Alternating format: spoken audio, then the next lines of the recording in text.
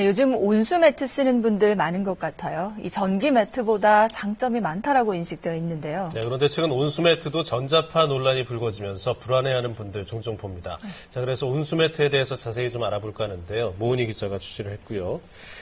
온수 매트에 관심 있는 분들이 정말 많습니다, 요즘. 네, 그렇죠. 온수 매트는 매트 안에 그 열선 대신 온수관이 들어있거든요. 그래서 우리 몸에 전기선이 직접 닿지 않는 구조죠. 네. 그래서 전자파로부터 안전하다는 점을 내세우곤 하는데요. 그런데 요즘 일부 매체들이 온수 매트에서도 기준치를 초과하는 전자파가 나온다고 보도해서 소비자들의 의구심이 커지고 있습니다.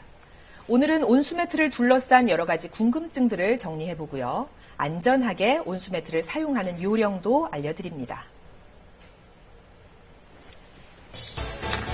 성큼 다가온 겨울. 이맘때면 난방기구를 찾는 사람들이 부쩍 늘어나죠. 수많은 난방용품 중에 온수 매트는 기존 일반 전기 매트보다 3배 가까이 많은 매출을 올리면서 겨울철 난방용품의 대세로 떠올랐는데요.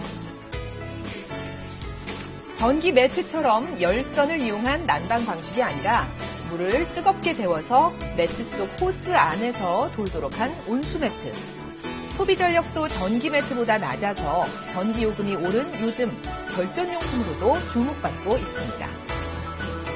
그런데 최근 온수 매트에서 기준치를 훨씬 웃도는 전자파가 발생한다는 보도가 잇따르면서 온수 매트 안전 문제에 빨간불이 켜졌습니다.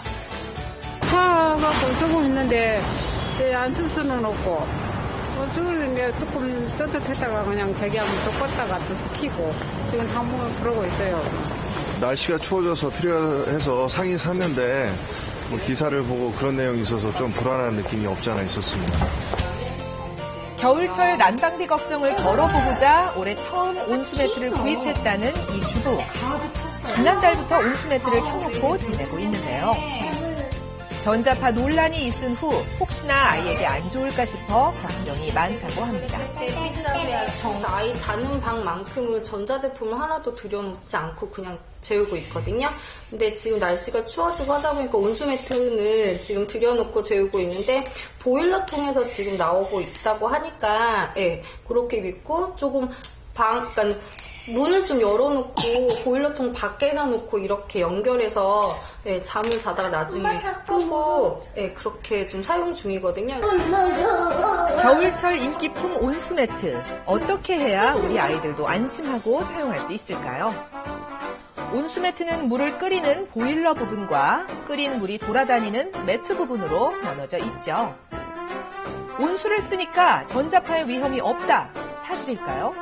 보일러 부분에서는 물을 가열하기 위해서 전기를 쓰고 또 물을 공급해 주기 위해서 그 안에 모터 펌프가 들어있습니다. 이쪽에서 전자파가 나오기 때문에 이 부분, 보일러 부분에서는 전자파가 발생이 되는 거고 그 물이 움직이는 매트 부분은 전자파가 안 나온다 하고 구별하면 됩니다. 전자기장 환경 인증인 EMF 인증을 받았다 하더라도 전자파를 100% 피할 수 있는 건 아닙니다.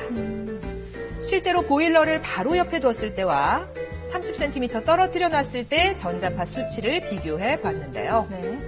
무려 100배가 넘게 차이가 나죠. 엄청난 차이네요. 그러니까 보일러는 가급적 멀리 떨어뜨려 놓고 사용하시기 바랍니다. 고양이야 날아라. 화재와 누전 위험성도 간과 못하죠. 전기 열선이 없어서 화재 위험성도 없다는데 믿어도 될까요? 최근 1년간 화재에 관한 접수는 없습니다만은 전기용품이기 때문에 화재 위험성도 있기 때문에 주의를 하셔야 됩니다. 보일러 작동 중에 각종 문제가 발생하면 전원을 자동으로 차단하는 제품들도 나와 있는데요. 전기장판으로 인한 화재가 해마다 늘고 있습니다. 예측 불허의 사고에 그래도 조심해야겠죠. 특히 뜨거운 물로 인한 화상은 늘 경계하셔야 합니다.